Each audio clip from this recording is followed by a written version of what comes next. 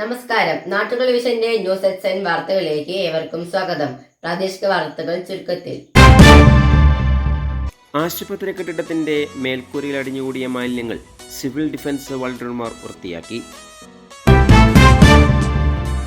മണ്ണാർക്കാട് താലൂക്ക് ആശുപത്രി കെട്ടിടത്തിന്റെ ഷീറ്റുമേഞ്ഞ മേൽക്കൂരകളിൽ അടിഞ്ഞുകൂടിയ ഇലകളും മറ്റു മാലിന്യങ്ങളും സിവിൽ ഡിഫൻസ് വളണ്ടിയർമാരും സേനാംഗങ്ങളും ചേർന്ന് വൃത്തിയാക്കി.